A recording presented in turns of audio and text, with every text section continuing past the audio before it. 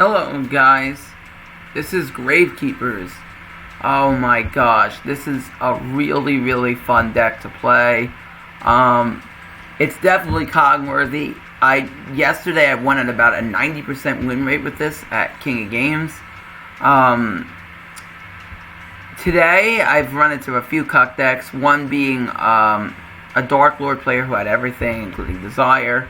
But we're still winning at over a 60% win rate. I found that maybe today I'll add a Descendant, but overall this deck has done really well. Not bricked. So I'm going to show you guys how good Gravekeepers are. Alright, so first we're going to talk about the deck, as I always do. One Oracle. Oracle you only need one of, trust me on this. You're only really going to summon one of this per duel. I guess you could run two if you really want to. In my opinion, it's not really worth running two because it could brick in your hand when we run balance, but only one. One is good, and it's also good for fusion summoning because if you fuse it with Spiritualist, she'll go all the way up to 3900 attack. So that's really powerful. 3900, you could swing over almost anything in the game. Two Spy, I do not have a third. Sad face, but it's okay. I'll tell you the card we're running over the third Spy. Two Spy. Most of the time it's been pretty sufficient. You use Spy to generally search out your Spiritualist or your Nobleman, but we'll talk about that in a second. You can also grab Headman with it.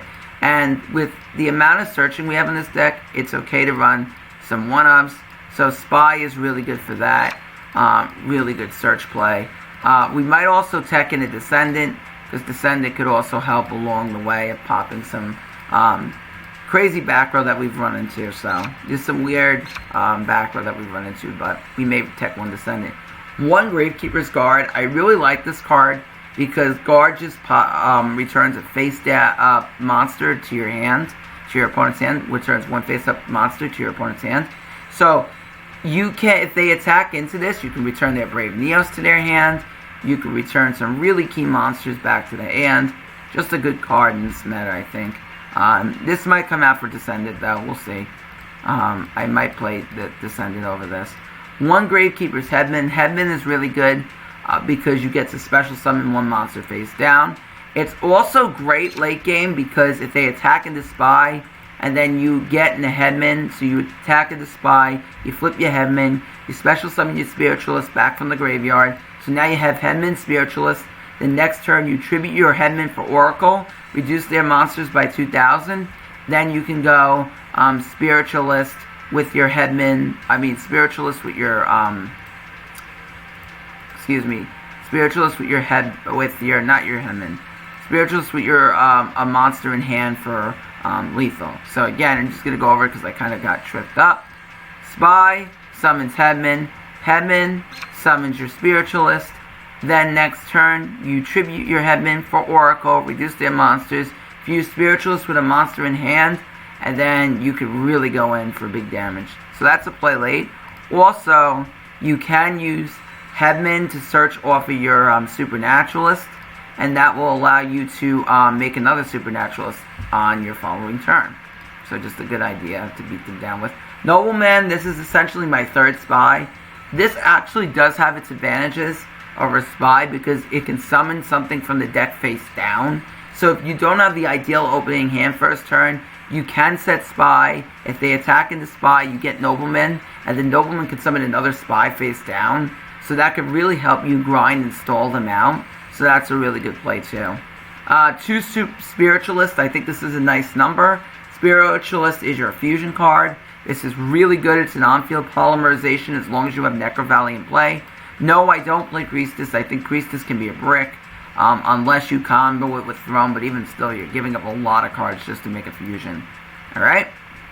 Next, two Necro Valley Throne. I do not feel you need three. Three is too much, in my opinion, because otherwise what will happen is that you will draw multiple, and it's not really good to draw multiple because you can only activate one Throne per turn.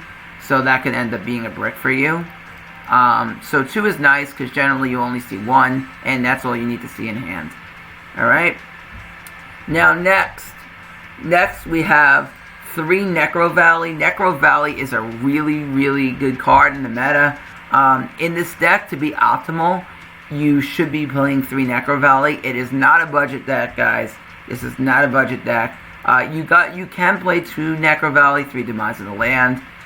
Your deck will be a bit slower, but Necro Valley, balance allows us to see Necro Valley about, maybe 50-60% of the time, and that's really good.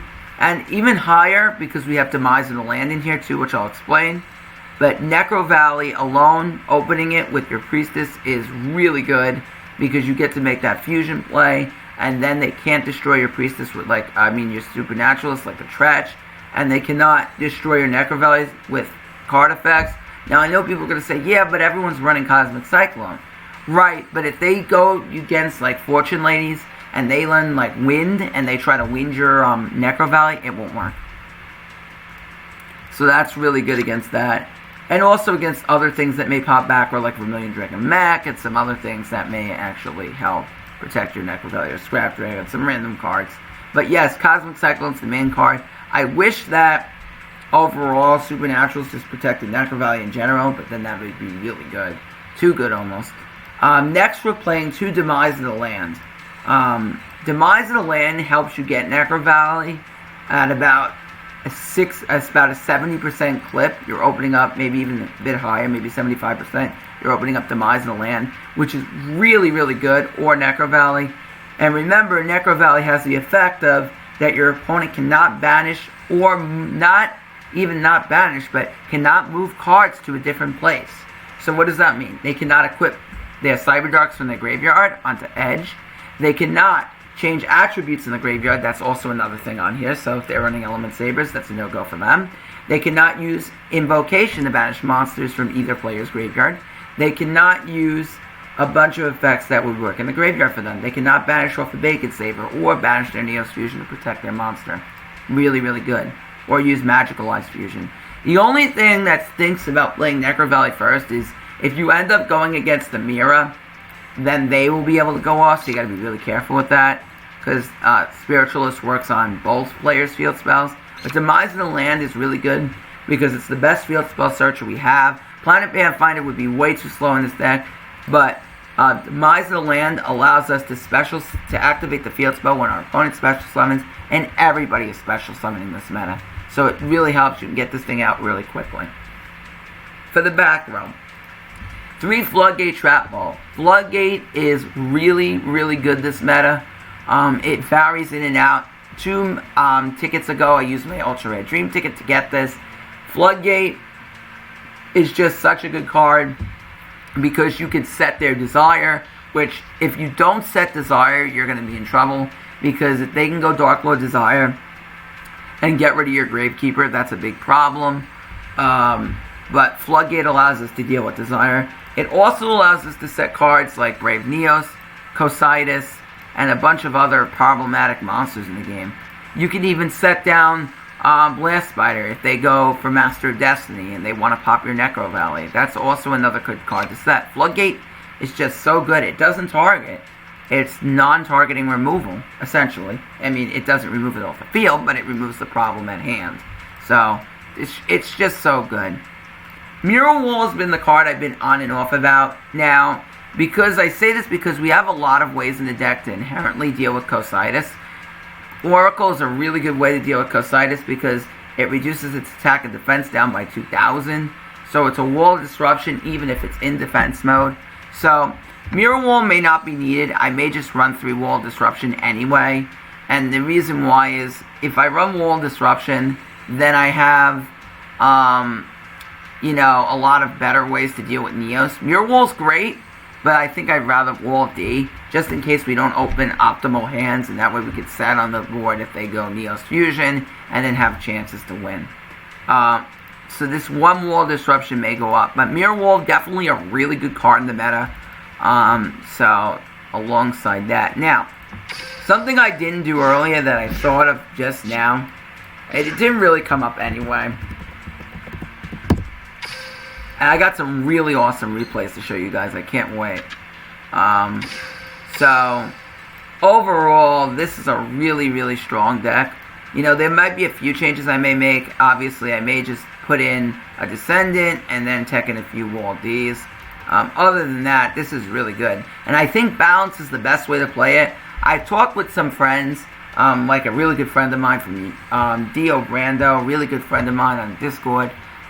He's really good. He joins Choppa streams all the time. Choppa came up with the Demise of the Land tech. He is one of the top duelists I've met. So, props to him on that. He was playing that.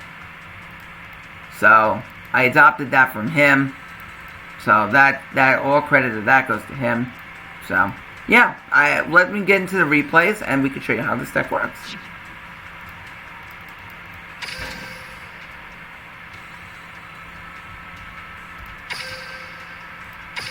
We got a bunch of replays here. I made sure to save a lot of these for a video. Because I didn't want to do it like the Thunder Dragon and just show you one replay. I want to show you like a lot.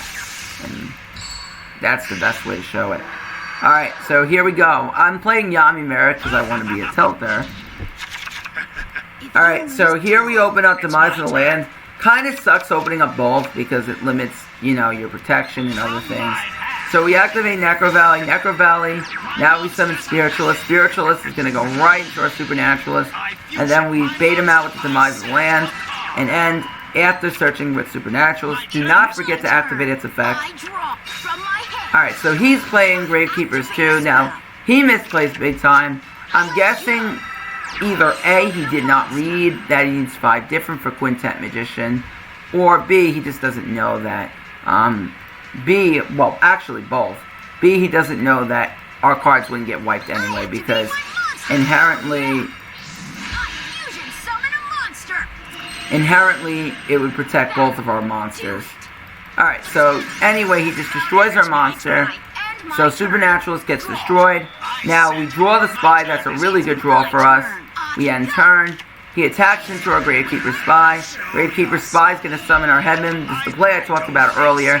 Headman's going to special summon our Spiritualist face down, and then, doesn't really matter whether you summon it face up or face down there, but we top another Spy, and then we're able to grab Oracle. Oracle's going to tribute our Headman.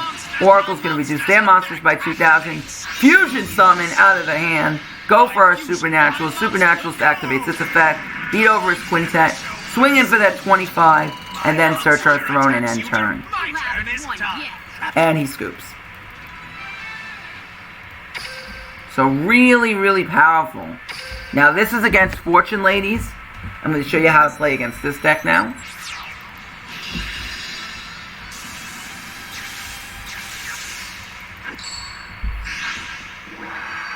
Alright.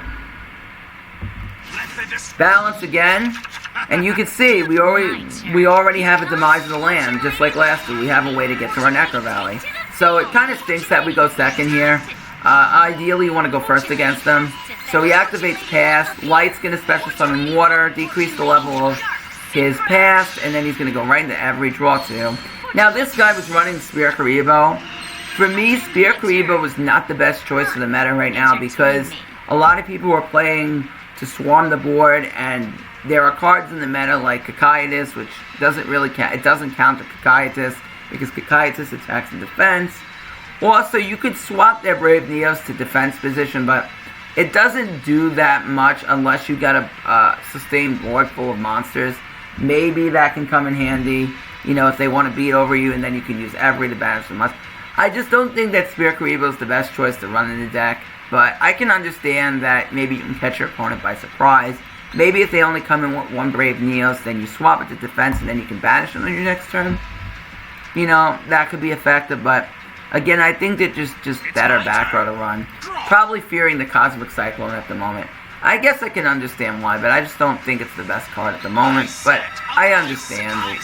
I can understand why. Alright, so we set 3 back row here. We're going to bait out 2 Demise of the Land just for a back row bait to play around the Cosmic Cyclone. Maybe he won't hit the Floodgate. That's kind of what we're betting on. So he activates every... Now, we don't Floodgate here. We could have to prevent him from extending his board, but I wanted to see what he was going to do. So he goes into Vermilion Dragon Mech, trying to bait me in that he was going to activate Calling, and he didn't. to get rid of my monster. Did not work. I Floodgate Trap Hole. This is why Floodgate's so good. We Chain Link to Demise of the Land, so that way we can activate our Necro Valley. And then we set his Vermilion. Activate Gravekeeper Spy to special summon our Spiritualist.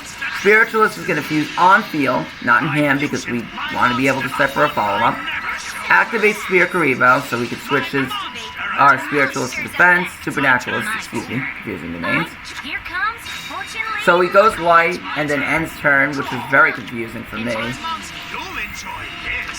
Alright, now, let me explain the play here. We're not going to fuse right away, because we're going to attempt to go for lethal. We're going to activate Throne, then we're going to go ahead and we're going to search our Oracle. We're going to tribute Spy for Oracle, and then be very careful with this.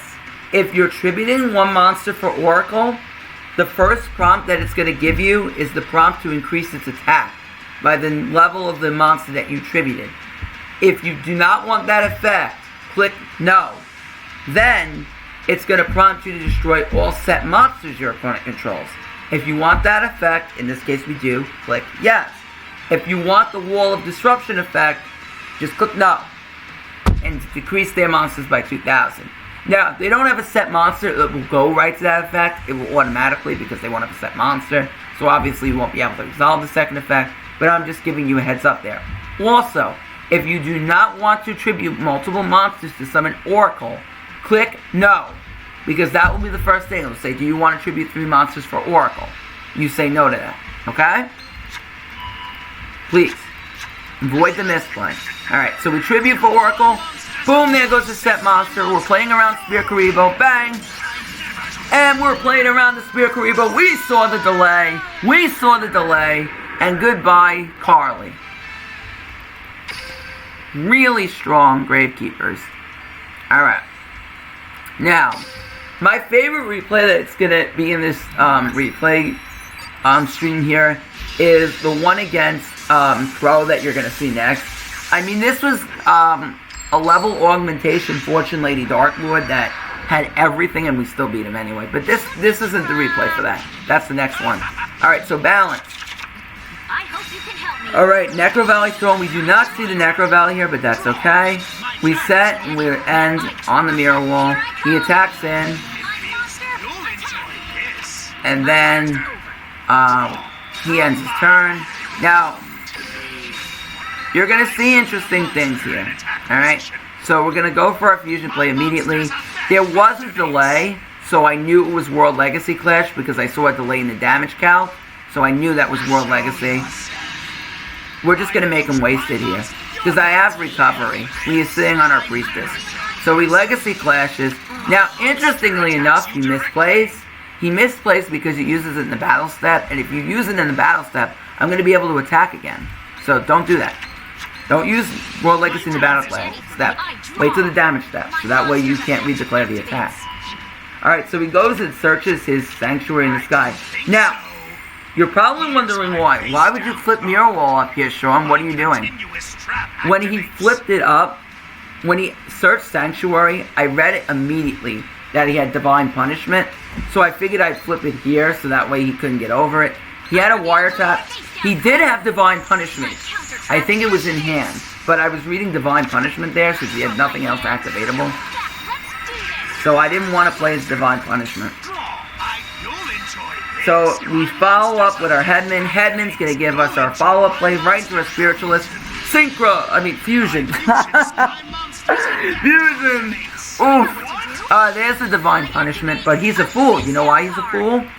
Because even though he negates our effect, we have Necro Valley, he cannot destroy our Supernaturalist. You fool! I know what to do. So we walled these. That's what I thought he might have had on turn 1, but he didn't. Alright, so Floodgate. We Floodgate that because I don't want him sending agents to his grave. We could have waited for him to synchro, but we didn't.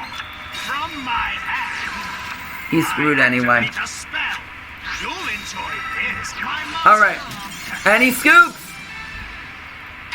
So again, the power of Necro Valley, the power of this deck. Now, here we go.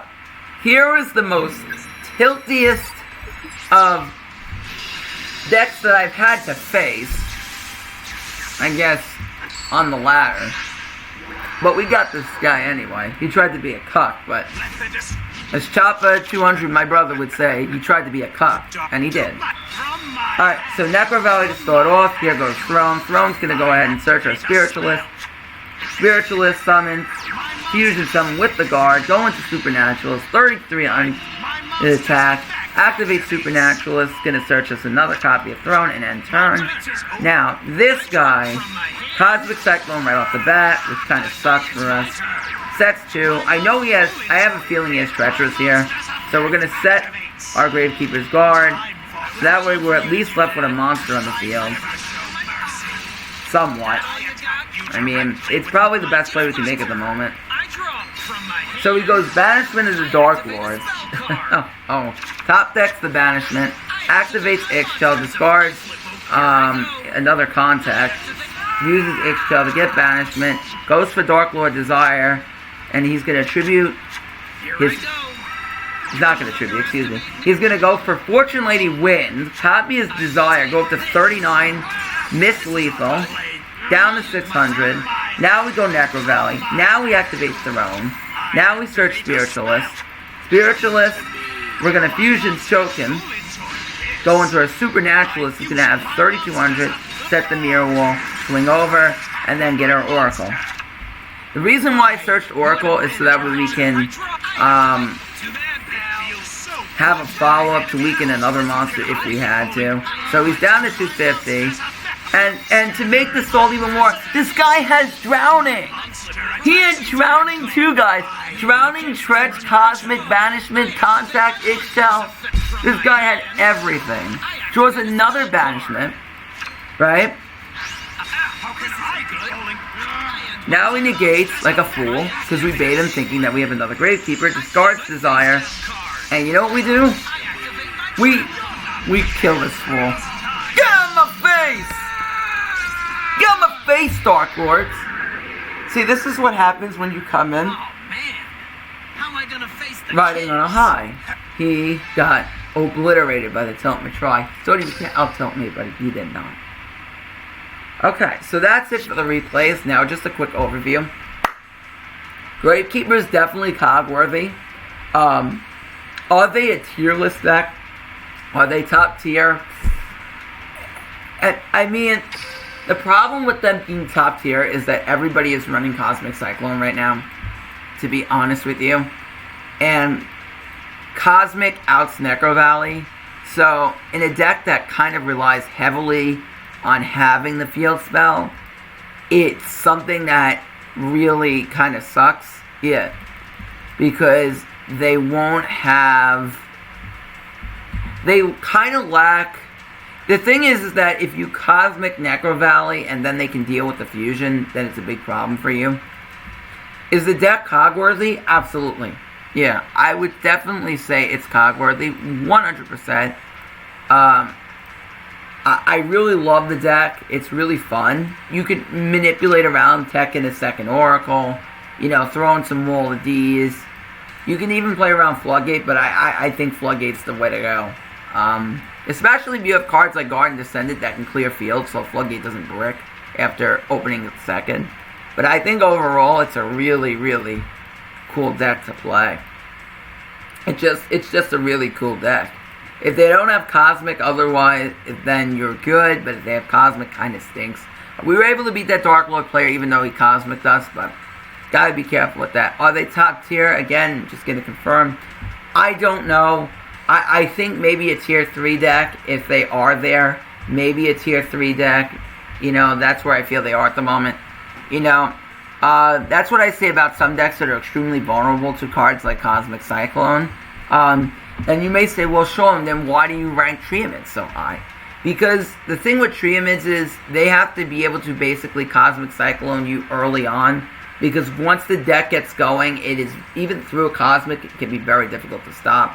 Also, with Triamids, you sometimes open multiple field spells, so if you're smart and you bait them out to Cosmic Cyclone the wrong one, like, the thing with Triamids is that they could get pressured into thinking, well, if I don't Cosmic, they might wait to the end phase, that's the only problem you may have. But if you activate like a cruiser, and this is why I say it's so important to have 3, then they may just cosmic that right off the bat. And if they cosmic your cruiser right off the bat, then you can be able to follow up with another field spell, and then they might be screwed over anyway, because then they hit the wrong one. You know, Triumphs are vulnerable to the Cosmic Cyclone. They are. But again, I think that to play Cosmic against Triumphs, it's harder to decide what you exactly want to hit than it is against Gravekeepers. You know what I'm saying? Like, you have to be very careful when you use your Cosmic against Triumphs, because if you hit the wrong card, you hit the cruiser early, then it could cause you problems. You know? But I would say with this, I would say Gravekeepers are tier 3. Triumphs I regard as a tier 2 deck right now. I don't think they're tier 1 because I think that they obviously lack, you know, outs to certain Cosmic Cyclone if it's timed right. You know, if you have a really good hand with Triumphs, you could be Cosmic, like I told you earlier. But that's why I regard them as tier 2 and not tier 3. I think Gravekeepers are a tier 3 deck at the moment because I just think that they really need Cosmic Cyclone. If Cosmic Cyclone hits your Necro Valley, it's going to kind of stink. If they play around Necro Valley, it kind of stinks. Another bad matchup I feel for Gravekeepers is Master of Destiny Desperado, because it really doesn't care about Necro Valley too much, and they can actually use it to their advantage, because they could just pop it off with a Blast Spider if you don't have a Floodgate, and then they can go off with their play. So they can actually use that to their advantage. The only upside for you in Master of Destiny is that most of the things you're setting, most of the monsters you summon are face down. So in that case, in that case, you would be fine in that case. Oh, stupid phone. So in most of the things you're setting are face down, so I guess that plays around that. I think it's kind of, even though I said bad matchups, it's kind of like 50-50. You have to be able to beat them in time. Okay, so that's it.